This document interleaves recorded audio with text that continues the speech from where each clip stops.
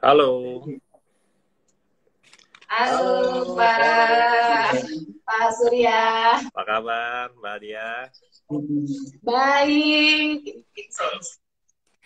Halo, Baru, perkenalkan nih iya, sebelumnya saya Surya dari Celebrity Clean dan hari ini narasumber iya. kita Mbak Dia. Jadi pertama kali ketemu langsung tapi di daring ya, Pak ya, Betul, live. dalam jaringan. Biasa hubungannya sama Pak Heri ya, by Iya, WhatsApp. benar. Iya. Ini Pak Herinya kebetulan ada di sebelah saya. Oh, pas sebelah sebelah Ibu. Halo, Nah, apa kabar? Jadi Eh, dilanjut sama Mbak Dia sekaligus ngobrol sama orang tuanya.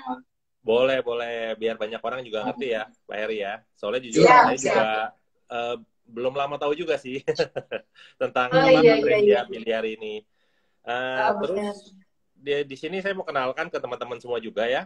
Hari ini kita Mm-mm. bersama dengan narasumber kita, ini founder dari Rumah Singgah Pejuang Hati ya, Mbak Dia, betul Iya, ya? betul. Betul. Terus perannya Mbak Dia ini apa, Mbak? Boleh dijelasin nggak ke teman-teman semua gitu? Ya, jadi saya adalah salah satu founder dari Rumah Singgah Pejuang Hati, karena Rumah Singgah Pejuang Hati ini kita dirikan bareng-bareng untuk anak-anak dengan gangguan hati kronis di Indonesia, Hmm. gitu. Oh, oke. Terus Sekarang udah fungsinya, ada yayasannya, kita udah ada di dalam naungan satu yayasan, di Yayasan Rumah Satu Hati. Nah, sekarang kita jadi berperan di yayasan itu juga, gitu. oh jadi Rumah Satu Hati itu Hmm, yayasannya ya, Mbak ya? yayasannya Betul, betul. betul. Nah, ini boleh dijelasin nggak ke teman-teman visi misinya pertama apa bikin rumah singgah pejuang hati itu apa tuh Mbak? Pertama kali didirikan. Eh, Iya ya, jadi sebenarnya karena keprihatinan kami sih awalnya, karena masih banyak orang yang belum tahu tentang gangguan hati kronis ini, terutama atresia biliar yang memang eh, harusnya lebih cepat dideteksi dini, dia lebih cepat ditangani dan tingkat keberhasilannya bisa lebih baik gitu. Tapi karena kurangnya informasi, kurangnya sosialisasi, pada akhirnya banyak bayi-bayi yang tidak tertolong. Nah, terus kemudian uh, setelah informasi itu sudah ada gitu ya, mereka berjuang ini juga belum ada yayasan yang khusus untuk mendampingi perjuangan mereka gitu. Nah, karena melihat itu semua dan ya itu tadi karena ketertarikan kecintaan ya mungkin ya jatuh hati sama anak-anak gangguan hati ini, pada akhirnya ya udah yuk kita di sini concern untuk di yayasan rumah singgah pejuang hati, waktu itu belum jadi yayasan. Iya, iya, iya, iya. Itu kalau boleh tahu apakah atresia biliar itu eh, dari lahirkah atau mungkin ada gejala-gejala setelah umur berapa gitu, Mbak? Mm-hmm. Jadi memang kalau atresia biliar sendiri itu gangguan, sebenarnya kalau kita bisa bilang itu ketidaksempurnaan ya. Jadi memang dari lahir itu sudah tidak terbentuknya saluran hati sebenarnya. Saluran yang dari hati ke usus halus harusnya dia membuang empedu, tapi karena tidak sempurna terus atau tidak ada, akhirnya si empedu itu merusak hati gitu. Nah, ketika Oh, hatinya sudah rusak, disitulah akhirnya jadinya perjalanan penyakitnya dimulai. Seperti itu, berarti Pak. dari Jadi lahir memang ya, dari Mbak ya? lahir, dari bayi. Oh, itu deteksinya berarti dari Uh-uh. bayi pun udah terlihat ya, maksudnya kelainan itu atau gimana? Iya, jadi kalau ciri-cirinya kan sebenarnya kalau bayi kulitnya kuning seperti itu kan sebenarnya biasa ya kan, banyak anak Betul. yang lahir kuning terus abis itu di treatment sedemikian rupa, misalnya disinar biru kalau misalkan agak mengkhawatirkan, kalau enggak dikasih ASI dan dijemur aja gitu di bawah sinar matahari. Benar-benar. Tapi untuk anak-anak gangguan hati kronis ini dia nggak bisa di treatment sedemikian rupa, nggak bisa. Jadi setelah 2 minggu itu kuningnya tetap menetap. Jadi tetap Oh, menetap, terus disertai biasanya ada pembesaran di bagian perut gitu, terus urinnya warnanya kuning gitu. Di sini ada nih di belakang kita nih. Mana yang ada sini? Nah, ini semuanya. Ini di belakang saya, ayo maju dikit. Nah, ini Halo. Ini Pak. Nah, ini ada Mas Ren. Halo, Nah, ini halo. Mas Ren dari Kalimantan. Oh, Halo, dari Om. Gitu.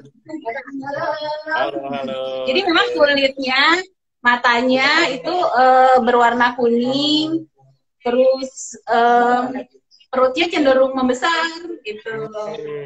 Iya, Ini iya, iya. memang jadi ciri-ciri yang spesifik lah untuk anak-anak gangguan hati ini. Oke, oke. Kita Jadi lebih kalau kegiatan di sana itu Mbak, apa tuh maksud saya? Untuk sebagai rumah singgah pejuang hati kan pasti ada kegiatan untuk ibu dan anaknya yang terkena atresia biliar ini ya. Itu gimana tuh biasanya di sana?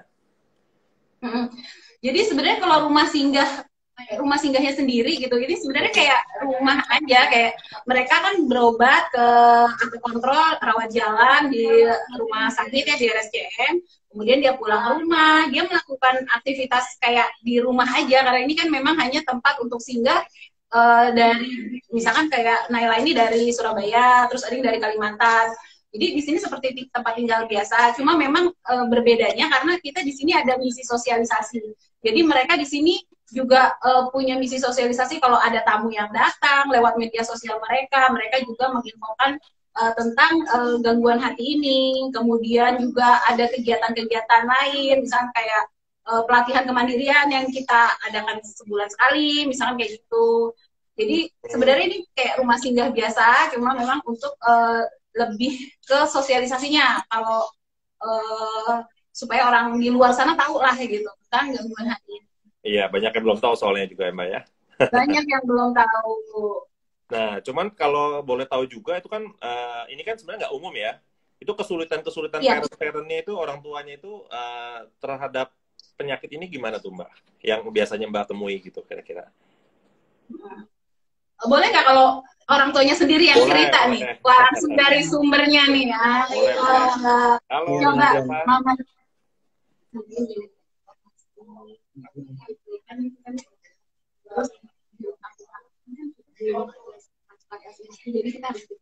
Halo. Suaranya yang keras. Ya, ini dengan Mama Naila ya. Dengan Mama Naila. Halo, Mama Naila. Gimana Mama Naila? Kendala apa sih yang dihadapin untuk orang tua biasanya kalau yang anaknya ada terkena penyakit? Minimnya informasi, terus kan di daerah Surabaya belum diadakan transplantasi hati, jadi kita harus ke Jakarta. Oh gitu. Jalannya. Jadi pertama tahu rumah singgah ini dari mana tuh Mbak? Kalau boleh tahu tuh Mbak Naila. Karena di Surabaya itu Jatim ada sayap pejuang hati. Iya, sayap pejuang hati Jawa Timur. Itu ya taunya ya. Mereka kan juga apa ya, orang tua pasien juga sih. Ya, jadi di daerah itu kita ada relawan kita di daerah yang aslinya tuh sebenarnya mereka orang tua pasien, tapi kebetulan anaknya sudah berpulang. Nah, mereka meneruskan perjuangan dengan dulu kan kita kesulitannya mendapatkan informasi nih, kita tahu gitu kan. Akhirnya mereka yang menjadi sumber informasi itu di daerahnya masing-masing. Nah, karena Naila ini dari Surabaya, dia ada di Sayap Pejuang Hati Jawa Timur, dia dapat informasinya dari situ, akhirnya terhubung dengan kami di sini. Oh, jadi itu orang tua yang sudah sebelumnya dibantu juga oleh Rumah Pejuang Hati ya? Yang tadi. Iya, kurang seperti itu ya. Tapi memang mereka sudah berpulang anaknya. Ada di Jawa Tengah juga kita ada Sayap Pejuang Hati Jawa Tengah. Itu juga seperti itu. Jadi mereka meneruskan perjuangannya. Jadi memang perjuangan itu nggak berhenti sampai di ketika anaknya berpulang, karena mereka tahu bahwa perjuangan ini berat banget gitu. Nggak mungkin bisa kita tempuh sendirian gitu. Akhirnya ya udah yuk kita bareng-bareng di sini untuk bantu anak-anak yang lain supaya anak-anak yang lain bisa mendapatkan akses yang lebih mudah lah minimal. Oke. Luar biasa ya. Jadi itu jadi orang yang sudah terbantu pun jadi sebagian besar jadi relawan juga ya? Ya seperti itu. Jadi relawan karena kesadaran ya pada akhirnya, karena oh ya dulu saya tuh dapat informasi ini susah banget. Nanya kemana-mana mungkin nggak ada yang tahu gitu kan. Dapat informasi ada pejuang hati ini setelah browsing sekian kali gitu misalnya. Nah, sekarang akhirnya mereka karena itu tahu itu kesulitan mereka, jadi mereka jadi penyambung lidah kita pada akhirnya, karena susah juga ya Pak, maksudnya kita menjangkau daerah-daerah gitu kan kalau nggak ada yang terdekat dari mereka gitu. Jadi itu sih seperti itu. Oke, kalau boleh tahu sekarang udah berapa banyak Mbak Dia sukarelawannya? Kenapa Pak? Udah berapa banyak sukarelawan yang membantu? Oh iya, kalau sukarelawan sih sebenarnya kami minim sukarelawan, minim sekali sukarelawan. Tapi ya itu tadi, kita kayaknya dari orang tua pasien yang mendedikasikan dirinya untuk menjadi relawan kita gitu. Jadi kalau relawan-relawan kita masih mengajak, terus memang nggak populer sih ya Pak ya, karena nggak populer penyakitnya ini di masyarakat. Jadi memang pada akhirnya belum banyak yang tahu bahwa ini tuh sebenarnya ada penyakit atresia biliar. Kalau saya boleh ganti nanya, Pak Surya pertama kali tahu atresia biliar tuh dari mana? Kebetulan saya juga baru tahunya dari Pejuang Hati ini loh gitu loh.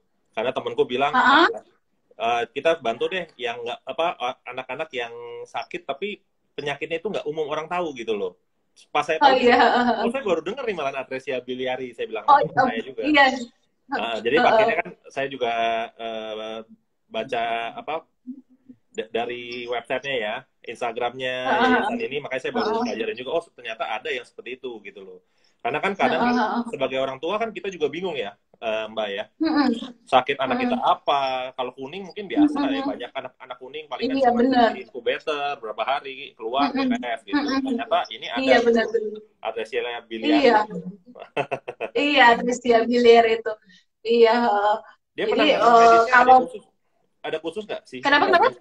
Untuk penanganan medis atresia biliar ini ada penanganan khususnya nggak? Untuk medisnya?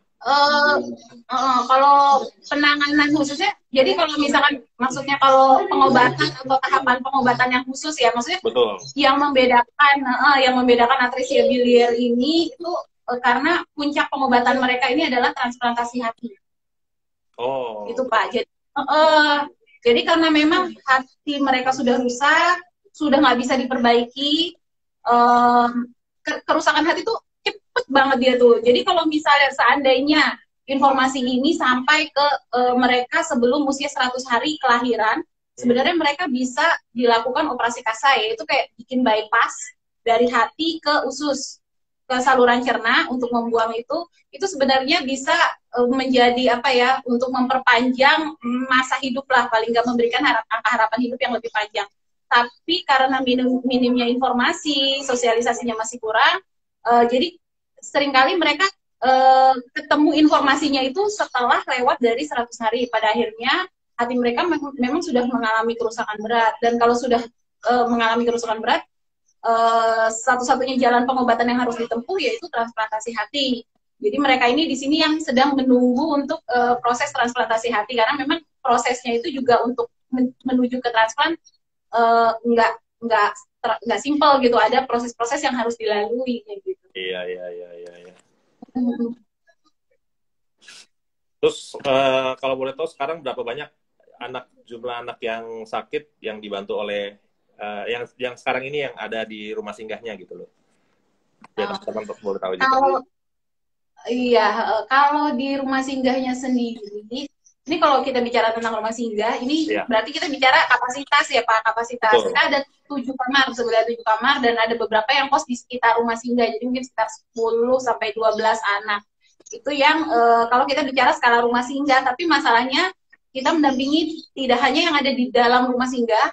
Jadi sekali lagi rumah singgah itu cuma tempat tinggal, bukan cuma tempat tinggal, tapi juga sebagai pusat kita sosialisasi, pusat kita edukasi dan pendampingan. Jadi kita kalau dari data kita sendiri yang ada sekitar hampir, kalau anak gangguan hatinya dia sekitar 500 anak.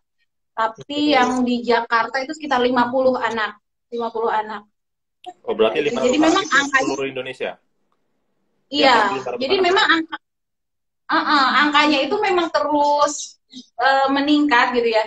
Angkanya terus meningkat bisa jadi karena memang jumlah kasusnya yang meningkat, atau karena sosialisasi yang sudah semakin ada progresnya ya. Iya, iya, iya, iya. Bisa jadi seperti itu gitu. Jadi akhirnya data-data itu mereka yang kirim pesan ke kita, kita ambil datanya seperti itu. Akhirnya itu terdata sekitar 500-an lah. Tapi udah banyak yang dari 500 itu udah banyak yang berpulang juga karena cepet Pak. Jadi kalau atresia biliar ini kalau kayak masa angka harapan hidupnya tanpa transplantasi hati mungkin sekitar 1,5 tahun. Dari lahir? Itu iya. Oh. Karena memang kerusakan hatinya itu cepet banget. Dan itu jadi akhirnya kemana-mana ya, karena kayak tadi Bapak lihat anak-anak ini pakai selang susu itu kan untuk nutrisi gitu kan. Akhirnya mereka penyerapan nutrisinya juga lambat kayak gitu. Seperti itu sih. Jadi merembet kemana-mana gitu. Saya boleh tahu nggak? Teman-teman juga pengen tahu nih pasti nih, kebutuhan apa saja sih ya yang maksudnya butuh teman-teman di luar sana support untuk Rumah Singgah Pejuang Hati? Halo? Gimana Pak? Nggak, Gimana? maksudnya teman-teman di luar sana kan pasti kan banyaknya juga yang mau support Rumah Singgah ini kan. Kira-kira kebutuhan apa saja yang biasanya dibutuhkan oleh Rumah Singgah gitu? Oh, kebutuhan yang dibutuhkan oleh Rumah Singgah, ya paling utama sih kebutuhan mereka itu adalah susu khusus. Jadi kalau bagi mereka tuh, kalau anak-anak normal kan susu itu kayak pendamping makanan ya Pak ya. Tapi kalau bagi mereka, susu ini adalah makanan atau nutrisi utama. Jadi memang benar-benar mereka bergantung sama susu itu. Jadi kalau misalnya karena hatinya udah rusak, jadi lemak dan protein dari makanan yang mereka konsumsi pun nggak akan bisa terserap ke tubuh. Akhirnya mereka tetap status gizinya tetap status gizi buruk seperti itu. Nah, dengan bantuan si susu khusus ini nutrisi bisa masuk ke mereka, jadi gizi mereka bisa naik kayak gini Pak. Susunya pun khusus ya? Susunya khusus dan ini kalau jadi dia kayak obat, artinya ada takaran khusus, misalnya kayak per 3 jam sekian cc yang harus diikutin. Makanya kenapa pakai selang susu juga, karena walaupun mereka dalam kondisi tidur pun mereka harus tetap, asupan itu harus tetap jalan karena memang itu udah kayak takaran obat gitu. Dan karena frekuensinya sering, akhirnya satu kaleng ini bisa habis sehari. Satu hari per anak? Iya. Oh. Karena jadi udah kayak kebutuhan utama ya. Iya. Kebutuhan pokoknya mereka. Jadi bukan penunjang lagi, tapi memang kebutuhan pokoknya. Karena untuk maju ke tahap transplant, status gizi mereka itu yang dilihat pertama kali. Jadi status gizinya harus kondisinya minimal kurang. Jadi nggak boleh gizinya buruk. Anak-anak tuh rata-rata datang ke kita kondisinya gizi buruk, tapi setelah di treatment sudah minum susu khusus, mereka gizinya minimal kurang, itu sudah bisa maju ke tahap screening untuk ke transplantasi hati. Oh, transplantasi hatinya itu berarti ngantri ya? Apa gimana tuh transplantasi hatinya tadi itu? Sistemnya ya? Sistemnya, kalau boleh tahu. Iya, jadi transplantasi hati itu ada proses yang harus dilalui sebelumnya, yaitu screening. Nah, di tahap screening itu untuk anak-anak yang memang dari status gizinya sudah memenuhi persyaratan, kemudian sudah ada calon pendonor untuk anak mereka. Nah, ini jadi satu kesulitan juga untuk kita, yaitu pendonor hati. Jadi karena banyak orang yang belum tahu bahwa ada loh yang namanya donor hati, selain donor ginjal, donor mata, donor darah yang sudah populer gitu. Ada yang namanya donor hati, dan ini sebenarnya aman karena nggak ada yang diambil. Maksudnya kalau ginjal kan diambil satu ya, kalau hati itu dibelah, lebih kasarnya dibelah ya, dipotong, hanya diambil sekitar 25% dari total hati kita gitu kan. Kemudian hati anak yang udah rusak itu dikeluarkan, diganti dengan hati orang tua atau pendonor yang sesuai itu. Nanti si hati anak itu bisa berkembang dan hati kita juga bisa balik lagi. Kalau dari literatur sekitar 2 tahun itu ukurannya sudah kembali ke bentuk semula gitu. Seperti itu. Jadi memang karena orang belum banyak yang tahu, pada akhirnya ketika mereka mau transplant itu terbenturnya kan banyak, ada juga ya kasus-kasus yang anak mereka harus harus transplant tapi nggak ada pendonornya, orang tua nggak bisa gitu. Nah itu mencari calon pendonor itu juga jadi salah satu kendala sendiri ketika screening. Nah nanti di screening itu diperiksa atau diperiksa gimana kecocokannya dari segi golongan darah, dari kesehatan secara umum, misalkan dari virus, terus dari ronsen, dari semua hal lah, kondisi hatinya juga di biopsi seperti itu. Kalau misalkan memang cocok dan sudah memenuhi syarat, baru maju ke transplantasi hati. Baru dengar saya, soalnya setahu saya dulu emang sih transplantasi hati itu banyak yang orang lakukan di luar negeri ya. Di Indonesia saya baru dengar makanya juga. Iya, karena memang kalau di Indonesia sendiri tuh awalnya 2010 baru dimulai transplantasi hati. Jadi memang 2006 ya, 2006 di Sutomo. Di Karyadi, 2006 di Karyadi. Dan programnya ini karena mungkin memang banyak menyerap, ya dibutuhkan dana yang nggak sedikit gitu ya. Jadi memang programnya ini nggak semulus transplant yang lain mungkin ya, dan nggak populer juga gitu pada akhirnya. Baru rutin itu setelah 2014, 2015 itu baru ada program rutin dari RSCM. Jadi memang akhirnya orang juga belum banyak yang tahu bahwa ada yang namanya donor hati.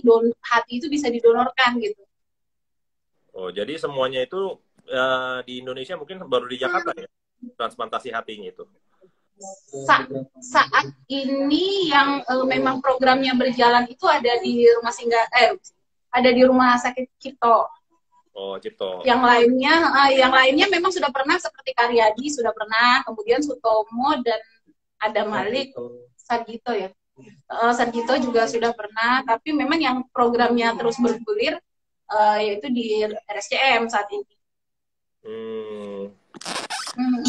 Itu ada pertanyaan tuh, kira-kira berapa biayanya, Bu? Oh iya, biayanya ya. Biaya transplant. Biaya transplant itu kalau secara angka sebenarnya itu bisa kita sebut hampir 1 miliar ya. Karena memang kalau Bapak pernah dengar koin cinta untuk Bilqis dulu, ingat nggak? Iya. Ada anak itu dia mengumpulkan dana 1 miliar ya waktu itu. Iya. Nah itu seperti itu. Memang pada teorinya seperti itu. Memang ada angka yang sekitar bilangan 1 miliar itu. Tapi sekarang sudah banyak bantuan. Kemudian ada BPJS, ada bantuan dari kementerian, ada bantuan dari rumah sakit, dan ada sponsor-sponsor ya. Jadi untuk orang tua yang memang tidak ada kemampuan, hanya dibebankan untuk screening aja Pak, screening yang tadi saya sebutkan, yaitu screening pendonor sama ya paling susu yang harus ditanggung sebelum transplant itu gitu. Oh, oke. Jadi kalau untuk screeningnya sendiri itu sekitar 60-an juta ya, 60-an juta untuk screening satu pendonor.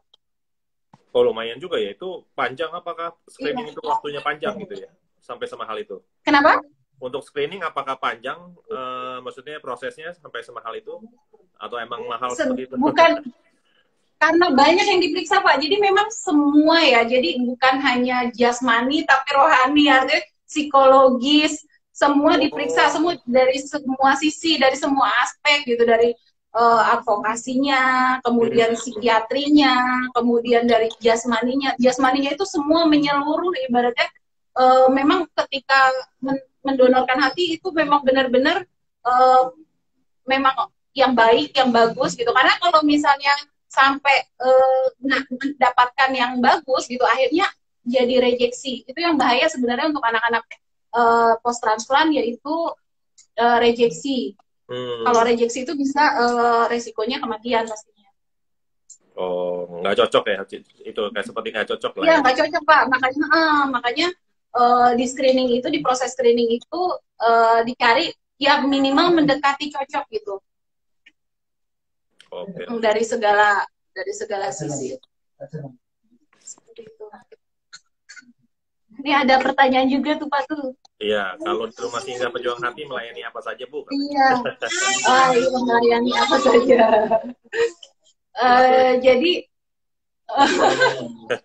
Jadi maksudnya mungkin kami khusus ya karena namanya juga pejuang hati dan memang kami mengkhususkan diri untuk di anak-anak gangguan hati kronis.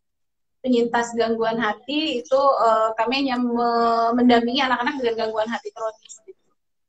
Karena kalau kita bicara cancer kan sudah banyak yang tahu, sudah ada yang mendampingi banyak penyakit-penyakit yang memang sudah lebih dikenal dan penyakit ini memang karena belum populer ya akhirnya ya kita lah yang mendampingi anak-anak dengan gangguan hati kronis itu seperti itu. Iya. Oke, semua teman-teman Celebrity Clean dan juga yang online lainnya nih. Nah, di sini saya jelaskan nih bahwa kita bekerja sama dengan Yayasan Pejuang Hati ini, bahwa semua orderan yang masuk hari ini sampai dengan lusa, kita akan mendonasikan 100% untuk membantu Yayasan Pejuang Hati ini gitu. Jadi teman-teman juga bisa ikut berdonasi dengan menggunakan kode khusus juga CC strip Pejuang Hati ke depannya gitu. Jadi kita sama-sama juga bantu perjuangan dari Mbak Diah ini dan juga Pak Heri. Ya mudah-mudahan sih diberkati terus juga pelayanannya. Iya, terima kasih banyak juga sudah memilih kami menjadi jalan kebaikan dari Celebrity Clean. Semoga semuanya foundernya yang kerja di Celebrity Clean semua diberikan kemudahan, kemurahan, rezeki juga. Semoga jadi silaturahmi kita ya Pak ya. Iya, Bu Dia. Iya. Terima kasih juga udah diundang di IG Live-nya. Yang pasti ini jadi media kita sosialisasi juga. Media kami sosialisasi juga. Mudah-mudahan banyak yang akhirnya yang belum pernah dengar tadinya tentang Atresia Biliar akhirnya jadi dengar dan tahu oh ya ada seperti itu. Minimal kalau misalnya di lingkungannya ada yang kira-kira seperti itu kok kayaknya ini kayak yang diceritakan kemarin ya akhirnya mereka bisa cepat bawa ke dokter diperiksa dan lebih cepat ditangani dengan serius jadi nggak hanya dijemur dan dikasih ASI aja gitu. Nah kalau misalnya ada dari pendengar atau teman-teman kita yang mungkin mau maksudnya dibantu itu gimana tuh kira-kira Bu? Mau dibantu? Iya misalnya dia permasalahannya sama nih. Anaknya mungkin gejalanya mirip dengan Atresia biliari, cuma dia juga bingung nih. Oh iya. Itu gimana tuh biasanya? Iya, ke ini aja Pak, bisa DM ke Instagram kami. Biasanya banyak pasien-pasien juga dari luar daerah yang DM konsultasi dulu ke kita tentang mereka gimana di sana kan biasanya memang belum terhubung dengan orang-orang yang ada di daerah mereka gitu kan. Nanti kita edukasi, kita sosialisasi, dan kemudian kita hubungkan dengan relawan-relawan terdekat supaya mereka lebih mudah informasinya gitu. Oke. Apakah di setiap daerah itu sebenarnya udah ada Bu? Maksud saya relawan-relawannya maksud saya. Kalau kita bilang seluruh Indonesia sih belum seluruh Indonesia, tapi sudah banyak yang yaitu tadi karena pasien-pasiennya berasal dari seluruh penjuru Indonesia. Jadi ada beberapa tempat beberapa daerah atau provinsi yang memang sudah ada pasien-pasien kita yang sudah pulang ke kampungnya entah karena sudah transplant atau memang karena anaknya berpulang mereka bisa jadi penyambung lidah kita gitu. Iya. Seperti itu. Jadi boleh banget atau hubungi CP di itu di Instagram kita juga boleh. Itu ada nomor saya, ada nomor Pak Heri dan Pak Tri untuk info lebih lanjut. Oke, Instagramnya itu boleh disebutin Bu, biar orang-orang yang belum tahu mungkin tahu. Ada di @Rumah Singgah Pejuang Hati. Ya, oke. Atau di @Yayasan Rumah Satu Hati. Oh, itu juga ada Instagramnya ya Bu ya, yayasannya ya? Ya, ada. Jadi boleh di Instagram @Rumah Singgah Pejuang Hati dan @Yayasan Rumah Satu Hati. Di situ bisa DM kita atau hubungi CP yang ada di sana. Oke. Iya, Pak. Oke, mungkin itu dulu deh, Bu. Oke, Terima kasih siap. banyak informasinya. Mudah-mudahan juga teman-teman Iya, kita juga terbantu juga yang belum mengerti.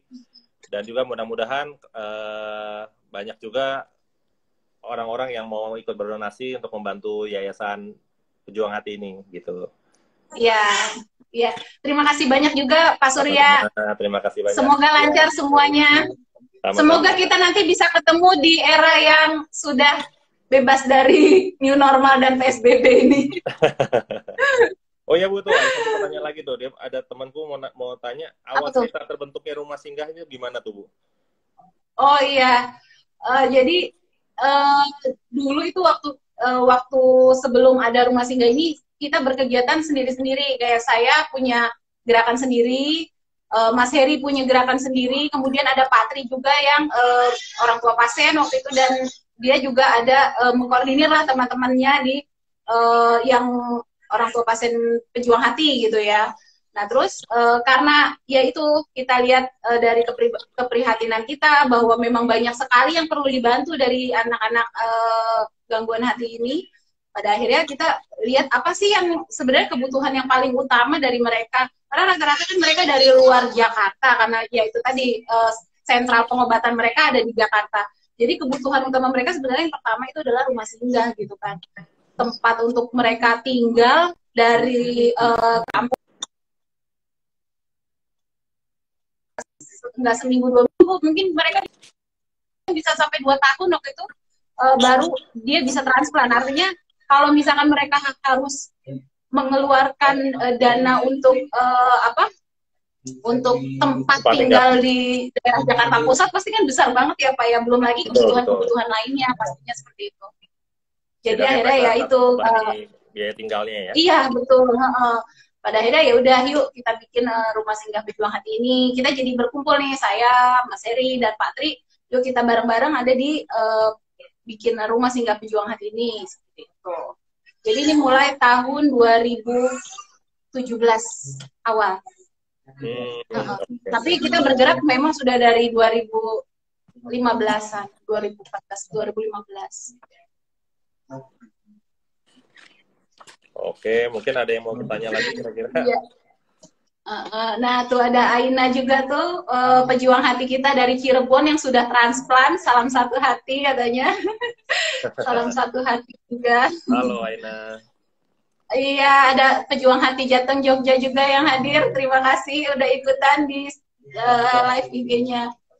Jadi ini kayak yang tadi saya bilang, jadi memang ada sayap pejuang hati kita di daerah-daerah kayak di Jawa Tengah dan Jogja, dan di Jawa Timur itu sudah ada. Jadi mereka informasinya yang di Jateng dan di Jawa Timur bisa lebih dekat aksesnya gitu. Mereka bantu kita juga untuk sosialisasi edukasi juga. Seperti itu Pak.